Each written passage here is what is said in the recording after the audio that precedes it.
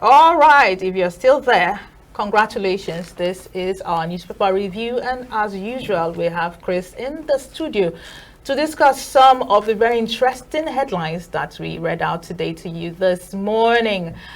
Josh? Yes. Please do the honors. Okay. Chris, good morning. Wonderful to have you here with us again this morning. Good morning. Good morning, Josh. Good morning, Good morning, Chigi. Chris. Yes. Okay, so let's start with the thing that is affecting every other thing or every other sector in the country, which is fuel. So how, Sunday Vanguard, just above the mass, how 6 billion naira NNPC debt is causing petrol supply hiccups. The writer has it as credit trading not peculiar to us, says the spokesman. Well, credit trading is everywhere. But there's what my people say about when the loss pass the gain, you begin to reconsider your credit, the credit holidays you give to your customer. With the amount of money they're calling here, $6 billion. $6 billion. Yes. And you can imagine what that is. And somebody is owing you that and they expect you to be active, supplying.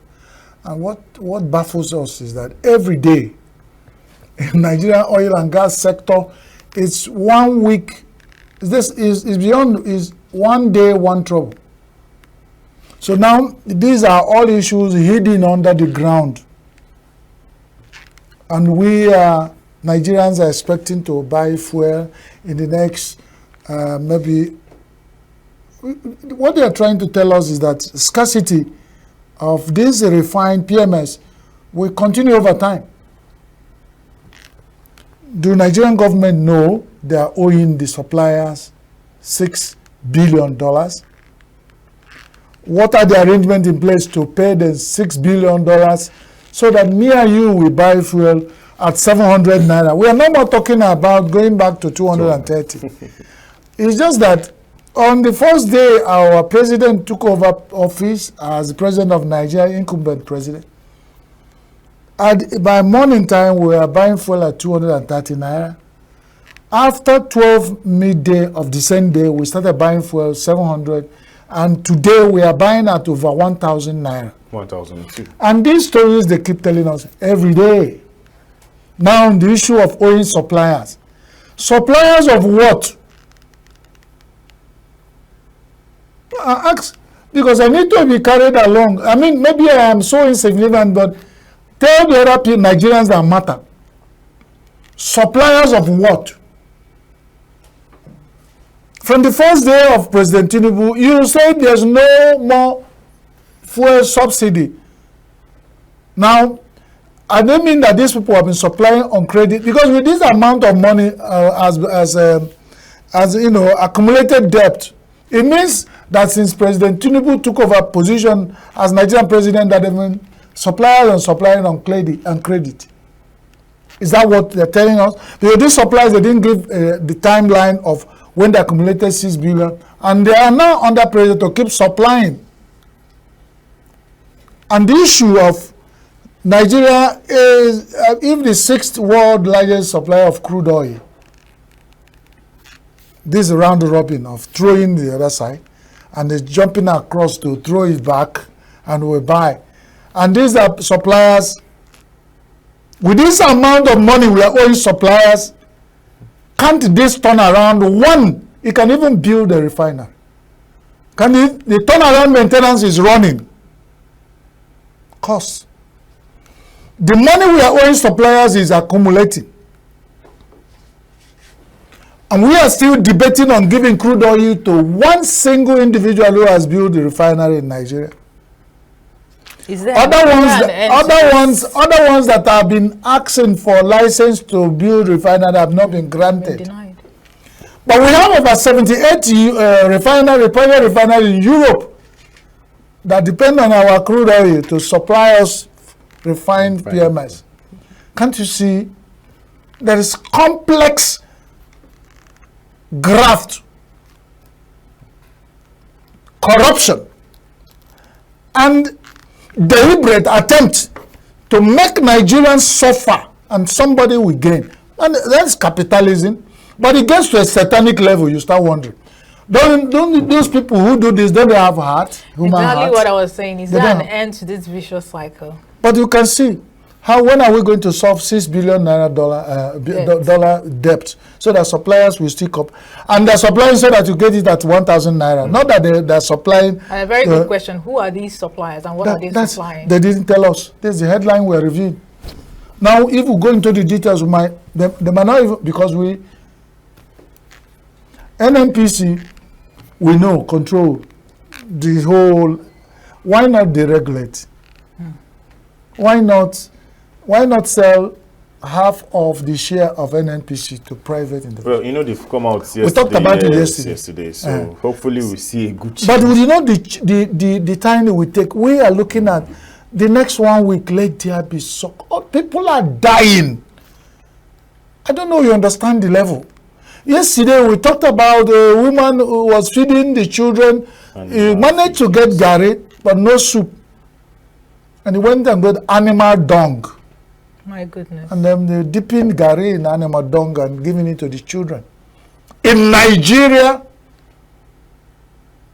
we saw a viral video of a woman who managed to get in a dump site. He wanted to get fufu that the rich ones could not finish. They put in the dustbin. Or this woman was so hungry, he got that. Don't ask me how many days that thing has been in the dustbin. But he managed to go to a gutter. And these are videos that are going about Nigeria image. And somebody sits somewhere and not thinking twice. Dipping rotten fufu, apple, lafu, whatever you call it in your language. Dipping it in gutter water and they swallow it to survive in this country. Now, these are hardship, because we will be talking about when you carry another man's corpse, it will look like it's a log of wood. And these are how Nigerians will keep mute and quiet. Things are degenerating. When it's your turn, you go. The ones that people are going. Very soon, when we have the rich in Nigeria, and their richness is subject to who is the other end of the rich. Sure, because when they drain you, you join our category of some of us that are crying that we are dying. You don't even have right to say there is hunger hardship in Nigeria. You've been invited. Or they will circle you up, put you, and you start going to court to debate whether you have a right to say, I'm hungry. This is a country that signed almost all the pact in the world of human freedom. But we are the aim of contradicting what we say. And the world is watching us. What kind of country is this? Nothing works out well for one day. You know, you will get one little news that gives you hope. The next morning, that news is turned upside down 500 times and take you 1 billion years to the hope that you are building. And we keep asking, like you asked, I wish we can get immediate answer.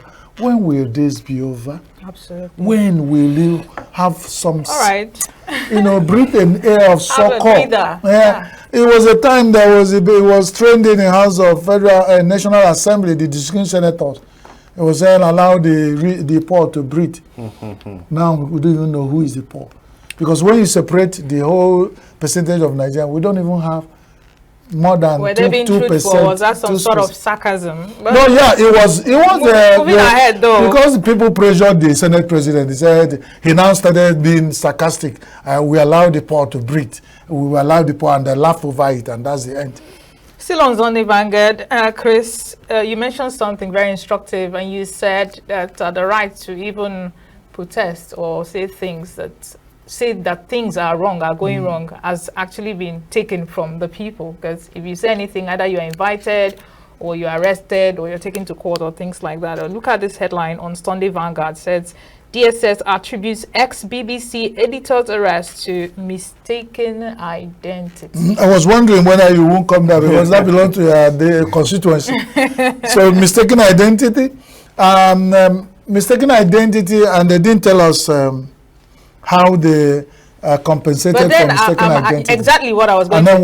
Has there even been an apology, an official apology to say, okay, we held this guy for this number of times, and it has become a case of mistaken identity. There has to be an apology. There has to be compensation. Beyond the apology, has anything been said? Beyond the apology, or done? there is certain level of things that you don't put in the public domain. It's marks of shame. The much respected DSSS of Nigeria, the Directorate of, what do you call it, Secret Service. It's like CIA, It's the like, KGB, yes, it's like CIA. the KGB and all that kind of. MI6. Yeah, and then you mistake an identity of BBC journalist, and you come out to say you arrested after all, and you know Nigerian system of arrest. A lot of Nigerians would prefer to be arrested in Germany, in Europe, in London, than to be arrested in Nigeria. I don't know why. But a lot of people have said you better commit offense abroad and they go to jail there because you are sure. So, but in Nigeria, I follow is an issue. I know follow is an issue. If you doubt what I say, try it with the nearest police post in your house. So when you know what the young man has going, and we are talking about people like we are journalists, and we have talked on this desk about harassment of journalists. What point was he arrested, and for what? And then it turned out to be mistaken identity. We can only thank God. What if the mistaken identity, you mistaking him for a criminal and you have shot him to death, and you keep him in a place where he's so uncomfortable and he could not come out alive. And you know, so many things happen. So many things happen under our detention of our secret agencies and all. And only them that do it secretly will know. But our prayer is that one day something will happen. Well, and those things will come out of it. But then remember, nobody has right to torture and detain people illegally. Especially those heartless torture systems and place. The whole world now is against torture, human torture. But then, if the whole world is against torture and all those kind of treatments meted out to people, even before trial, why hasn't some international organizations come out to, decry some of these things? Well, you know the case of the guy. They do. I've had the opportunity of working for a prisoners rehabilitation and welfare organization. I call it PRAWA, as a communication person. There are a lot of things that DFID did that time. They now call UK AIDS now. Okay. They sponsor a lot of things when they're under their speeding of justice, J4A, Justice for All. Then they also funded speeding criminal justice in Nigeria. And that's where they go. Because once they get you detained over time, you start losing some sense of, so they want to speed up criminal. If criminal justice in Nigeria arrested you or suspected that you were a criminal, Chris, arrest you within 1 week. Yeah. But what I'm getting at is, for example, an organization like Amnesty International, have they actually come out to decry some of these things? They do, and you know how Nigeria has pushed Amnesty International and give them arm's length. There used to be a time that Amnesty International used to comment on Nigerian situation, and they were threatened, and there was so many propaganda against them, because those who kill with machete will not allow you to pass their back with machete. True. That's the way I saw Nigeria. If your hands are clean, you allow Amnesty International to report issues in Nigeria. Amnesty International used to be very critical about Nigeria's situation, and they talk everything, but now they silenced them. I don't even think they still operate in Nigeria. And if they do, they operate at a high risk. Because when the state is against you, you know what that means. If you do not die of accident, you die of heart attack, and somebody will write the report according to Idi Amin. It was when we watch Idi Amin film, we know what government can do with excess power.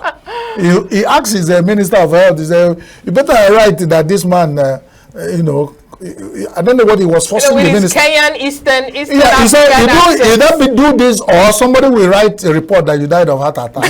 So you better, as the power corrupts, absolute power corrupts, and then these are where these organizations come to put checks and balances. But in the hands of African leaders, we have found the excess use of power that would, these checks and balances, the system we even borrowed. Presidential system we run in Nigeria is borrowed from somewhere, and it's working out well. Their checks and balances are allowed to work. We are in Nigeria where they say that the National Assembly, distinguished senators, somebody has had the gut to say that they are they are the unity in Aso Rock. But the Nigerian constitution, they are supposed to be one of the critical arms. That before you do anything, the must will be involved. Now they're like, you know, and they were looking for who we say they are. If they are not, then prove to us.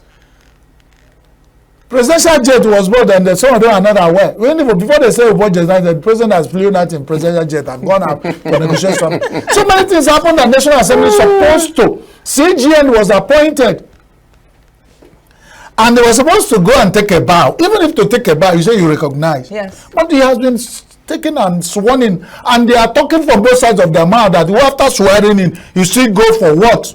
To National Assembly to go and take a bow and tell them and introduce herself as the Chief Justice of and then if you are sitting down there, you now tell him what, madam, you are not supposed to be there. We didn't see your papers.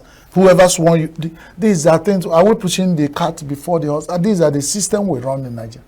Nobody is saying we have a beautiful system, well designed. If we follow it, life will be better. But some selfish people who have opportunity of implementing these templates want to find a way of cornering it. Somebody asked me, Nigerians go to all the politicians travel abroad every day, and you find them either in the trams, in the buses, or in the airports, and all of them will queue. I've had that conversation. Even Nigerians, the worst. Even Nigerians, not just politicians. They everywhere, and they people who ordinarily flout traffic rules will get to other countries and align. You now ask yourself, this one a clear eye. Is this something wrong? Everybody go there, God's own country. Everybody want to japa, and the Nigerians want to always go to eat well prepared food. So my question to you is: do you think the problem of Nigeria is with the leadership, or the problem of Nigeria is with the Nigerians? It's with everyone. Everyone has a part to play. Because the leaders, if you lead one musician, what's his name? If you're a senator, senate well. Yes, African China. If you're a teacher, teach well. Most of us as Nigerians have not done our own bits. So that's why it's difficult for us to even, when we say we are hungry and no, you'll find only few people. Most Nigerians who still find a way of cutting corners will be laughing at you when you say you are facing hunger and hardship. Until all of us face one problem and solve it, it's easy. 210 million Nigerians can always say, we are tired of this. Even, let's say half of it, 100 million Nigerians say, government stop this. But because the 100 millions have their hands soiled, they can't go to equity because they don't have clean hands. It brought an issue where somebody told me, Nigerian government, why are they not strict about paying tax? Because they don't have the conscience. They have not even accounted for the nature giving money, oil money, and they now want to force Nigerians to pay tax. The only ones they force to pay tax are civil servants. Because even they themselves are not paying tax. If they are paying tax, they will not be accumulating this kind of money. Because if it drop in your account, the tax they will tax you, you say, what's the essence of going to all this level to be corrupt? That's what other systems in the world do. And that's why we have control. Everybody is running there. You buy toffee, you pay tax. You park car, you pay tax. If you go to mosque, remove your sandal, your slippers at the front of the house or church, you pay. So everybody is in line. And that is the tax that keeps the system working. But here, somebody has 500 billion naira in his account. He's not paying coupon. The banks are using it. The system allows the same system. They'll be round robin, turn it around, making money with. Banks are declaring profit maximum. And in this country where people are suffering, these banks, if they're not robbing us, we are robbing them. So we are saying that the system needs to be cleaned up. Leadership, you need it to guide you through. But the people, when you want to guide tigers and lions, you need to tame them. So you too must be tamed before you tame lions. It's not if it become rat race, a dog eat dog. Chris, remember we said something yesterday about if all the whole sector decide to come together and fight, there will be a difference. Now, health workers has now backed resident doctors. Nationwide strike over kidnapped colleagues. First of all, let's talk about the impact of their strike before we now. Are we going to be appreciating them for joining them now, or talk about them joining. At least we are seeing a united Yeah, body. because we believe in unity. Yes. If for once that the National Association of Resident Doctors are supported to drive their cause, push the envelopes, and at least achieve. Because what you find over time is, you say you're going on strike, everybody allows it. Now they have support. Maybe that will bite harder. And then government will stop and say, let's talk. Because that's democracy. It's worse when you say, I want to go on strike, and somebody says, go on strike. Yes. Or if you go on strike, I kill you. If you go on strike, it's pay. No pay. All those threats and all that kind of thing. No work, no pay. And you ask yourself, this work and working, and what you are paying me is what making me to say I'll go on strike. And you say no work, no pay. So double wahala for that body. You cannot use that kind of threats to achieve a sane society. Now, speaking of threats, I know we still are talking about it, but speaking of threats, Wike threatens PDP governor supporting Fubara, vows to instigate crisis in their state. You wonder where the IG of police is. DSS, director of DSS. Somebody is threatening all openly. And then he's not making, and if you know him, It doesn't make empty threats. it's not empty. He said, Governor of Rivers State is PDP member. And the PDP state governors are saying we are backing our colleague. Because if we don't, if it isn't happening in our state, we still need only PDP association of PDP governors to come and sit down and say, we are fighting for our own. And somebody is telling them, support Fubara. And I will set fire Fire in your state. And the choice of words. And they kept quiet. Yes. And they kept quiet. Listen to me. There are certain things I've learned. I will sit down. I went to a church, and I love that preacher. For a long time, he said, I cannot stay. And he said, because I'm a Christian, that to be a Christian is not to be stupid. You say, I'm walking along with my wife on the road as a pastor. Somebody come messing around with my wife. And you say, God bless I you. say, and I will say, because I will remove my I will beat you black and blue. we fight, finish. Then what will the difference? What will make me to beat you? That I will kabashing and why I'm fighting you. He said, if you write me a letter as a criminal that you come into my house to, I will go and use my last money to buy a gun. That's right. I'll wait for you. That's right. But what I will do is when I shoot one, it will turn to 7. That will make the difference between me and so what we're saying here, that the state governors, PDP state governors, have kept mute. And none of them have the liver to also threaten openly. Wike has his own state, which is FCT. Assuming my state is PDP governor, you threaten them. To set fire on Abuja is the easiest thing. So, that threat, let DSS invite all of us. Who has the monopoly of threats? Absolutely. It's insulting, and a lot of people have been dealing with managing Wike's issue over time. But this thing is getting over and over. Let's for God's sake, somebody should call him to order. To order. He is not, this Nigeria does not run around him, and he is just like other governors. They have the status of a governor of ruling the FCT. So what is in the what is in the house of Rizad is also in the house of Rat. Why is he threatening the Ebiniako, the 1B? He said, let nobody threaten. Yes, it's everybody is carrying breakables. Yeah. Everybody is carrying breakables. So let's not supposed to breakables because I carry breakable. No, we can carry breakable. PDP governors carry, and APC governors carry, all the Apuga governors carry breakable. NNPP, whatever, NNPP, all of them carry breakable. So no one should threaten nobody. That's our stand. That's my stand. And I stand by it. All these threats, it's annoying, and I don't want to get annoyed this Sunday morning.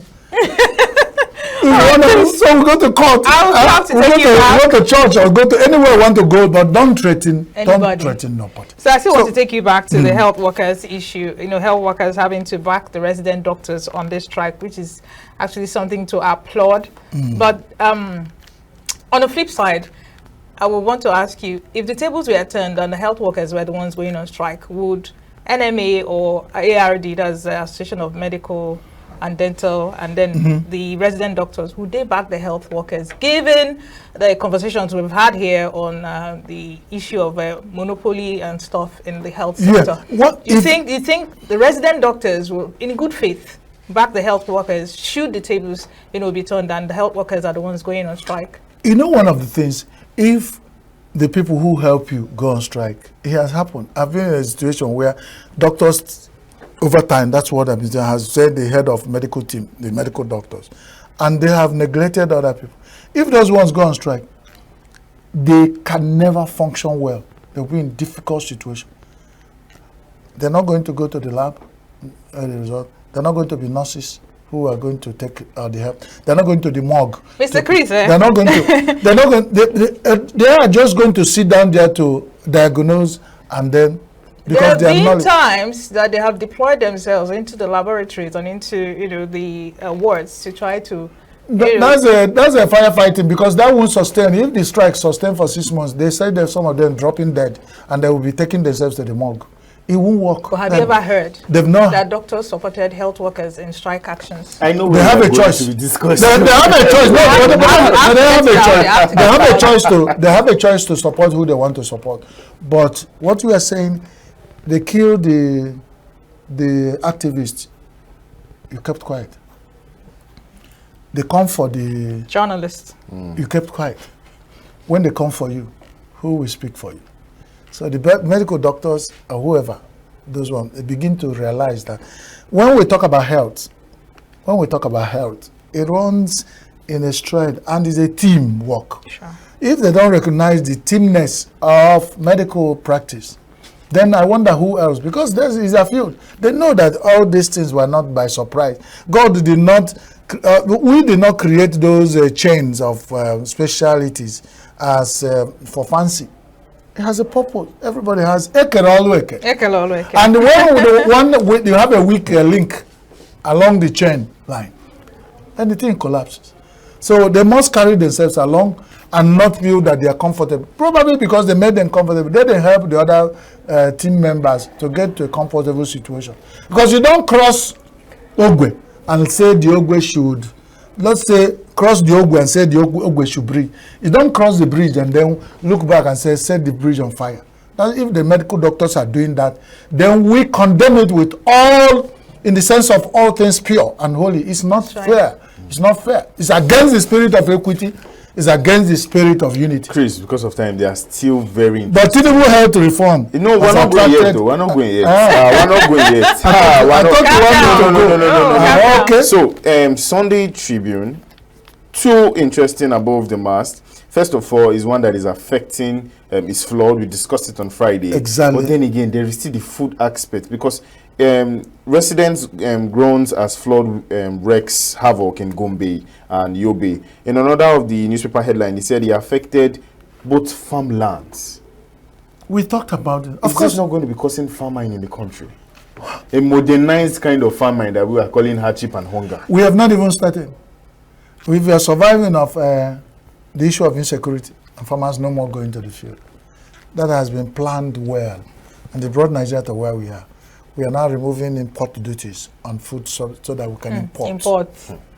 And even that, even the importation is having issues. That's what is having issues. Yes, because yesterday we were not saying that so many things are for storing, we putting clog in the wheel of progress of importing, even importing foods. Now the second one that will break the camel's back is flooding. And look at the food sources of Nigeria, the food baskets of Nigeria, all the states, about 16 of them are now under flood. And those areas are the farmlands. And when this thing comes, if it's rice, forget it. If it's yam, if it's potato, if it's all those vegetables, if it's all those classes of food that come from Gombe and all the towns that are involved, forget them in the next 6 months. But now that we have these issues, what are other state governors doing to, ameliorate the impacts of this impending scarcity? Anambra yesterday asked all the people in the prone area to relocate. And it's just like what he said. I'm not just talking about relocation and taking care of, flood-prone areas. I'm talking about in the area of food scarcity. Now we've seen Benue under attack, not just in banditry, but with the floodings and other parts of the north. So in my mind, I'm thinking, what are state governors doing to empower people to go into agriculture, to ameliorate some of these problems that the scarcity food the state governors has been, I don't know, because the news we get every day. Because when you actually gave us this adage here, sitting here one day, when you said meaning that if you hear an impending war coming, you prepare ahead of the war so that the war doesn't eat you up. So I'm saying, what are the governors doing, seeing that there's an impending fuel scarcity coming based on floods and banditry? What are they doing to make sure that people don't starve? Do the governors care about us? It's just a very straightforward question. But I feel like you explained it too much. The governors, do they care about us? This is a good one, I can see one two of you are going. Joshua and my sister Jiggy, when you are going, you are now asking the chairman of the Governors Forum of Nigeria, Chris Maduka, will make a statement. We have sat here and then told the people of Nigeria that we are wondering what the governors are doing in the midst of all this. And it's like the presidency have not seen what we are seeing. All of them are hiding. You wake up anybody who has issue in Nigeria, we say Tinubu. Even the babies who have not formed the fetus, they come out, the first thing they cry, instead of wow, they were Tinubu. That's the cry of every Nigerian. But we wonder, where are the likes? We don't hear Wike is a FCT in his capacity as governor, sitting down there as mayor of the FCT. Is he beyond mayor? His position is beyond mayor. Is almost like governor of status of a governor. What we hear him is threatening PDP governors. He's not talking about how Abuja people will have food and then security. We've not had him statements on daily basis.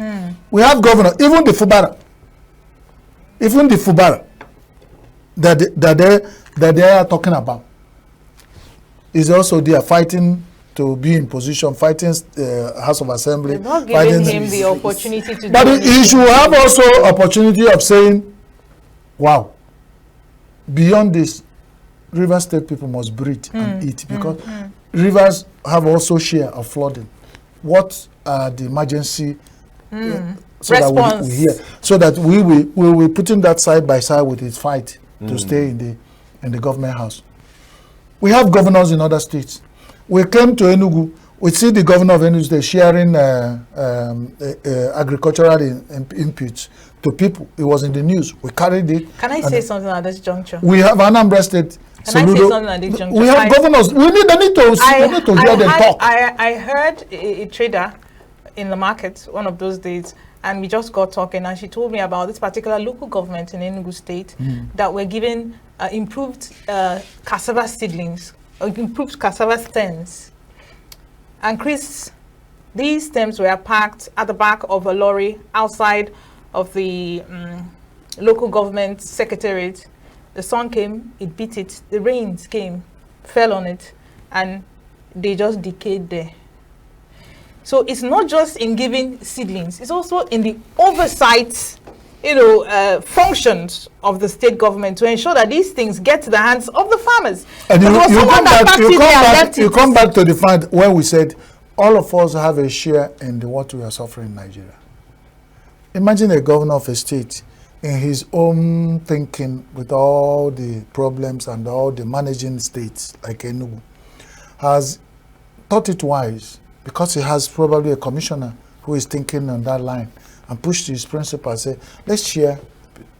And they give you a truckload of cassava stems. Improved cassava stems. And you did not share it. Who are we to blame? The same people from that same local government were shouting and calling their governor back when they have issues. That's why I said the local government autonomy we have just called about, all the people sitting on it, because some people they are used to going to local government, eat kola nut, chop groundnut, eat oppa, go home, wait for salary. And they are getting used to, they just, whoever goes can come and play at the government house. They say, go and sit at the transitional chairman. When they call it transitional, you stay there for 6 years, I still call you transition. So we don't know where you're transiting from. And then such people, they give you small money to pay salaries, you settle yourself, and the local government is over. Some people are used to it. That's why we're having problem with autonomy of local government.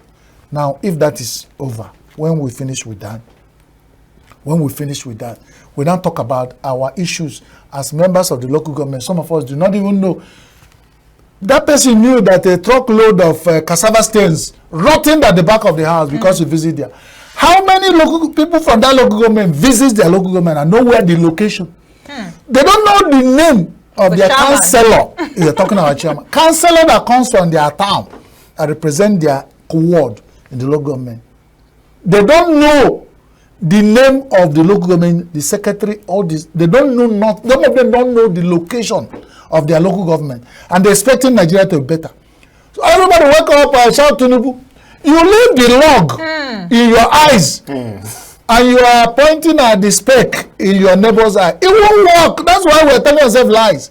We are calling on people to call their if they call whatever they call them, whatever they call your local government, even a transitional chairman or go there, ask them question so that you'll be talking with fact. How much did you receive this month from the state capital, from the state as our location?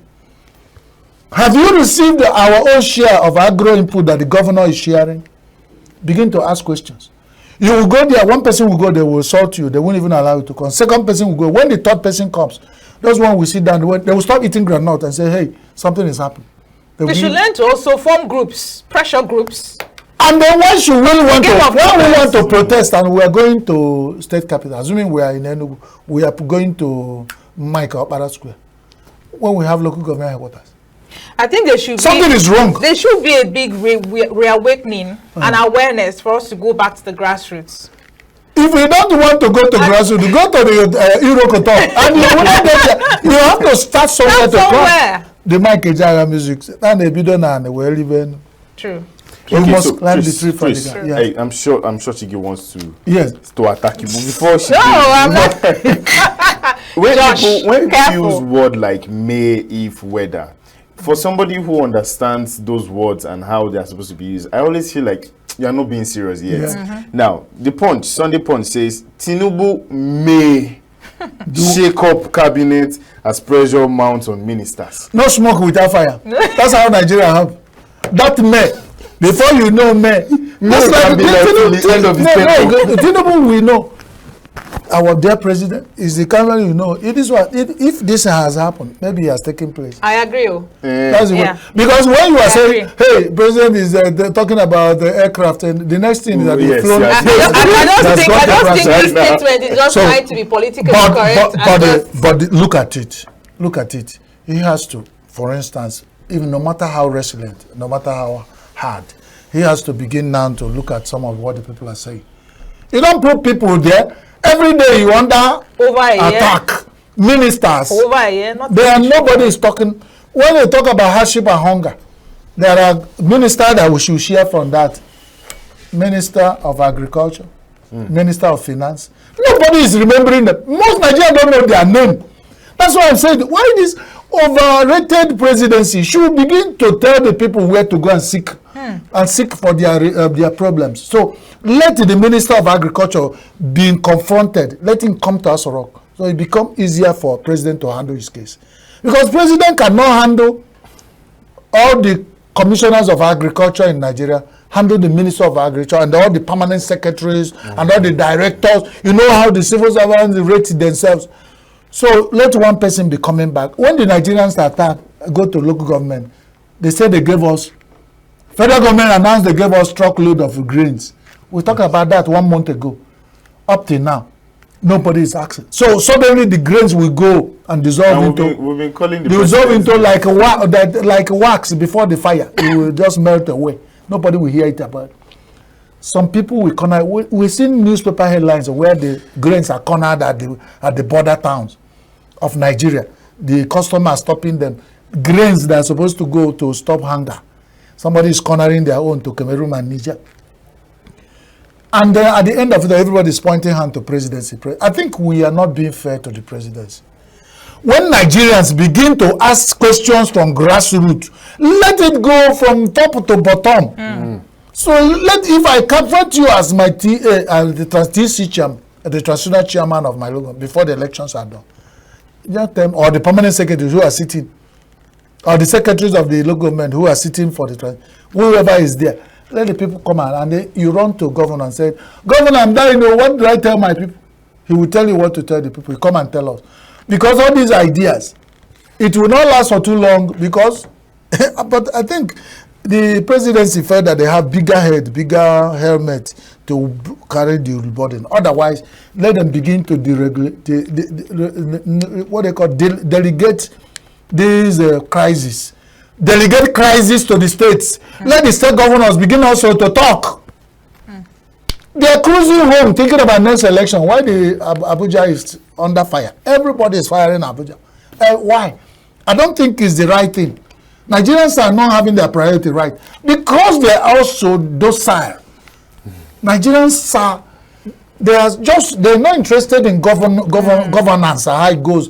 They just want, but they don't know the governance has an issue in their welfare. No, it just the sooner we realize it. It reminds me of what an ex-president of Nigeria said, that Nigerian youths are lazy. But all that thought. It's not. I don't want the Nigerian youths to even go towards. What he meant was. Whatever he meant. He means that yes, they're not doing because they feel that if they have done what they're supposed to do, nobody will have. You would realize they are not lazy. Chris. You won't even have the job. We're out of time. We're out of time. So, okay, thank you so much, Chris. It's always a pleasure to have you sit here and discuss matters. Thank you so much. Restructure Nigeria into 3 regions. Yeah. That was the one I was talking about because I wanted to, when I said 2 above the master of the record. If you check it above the tribune, that's what you see. The sooner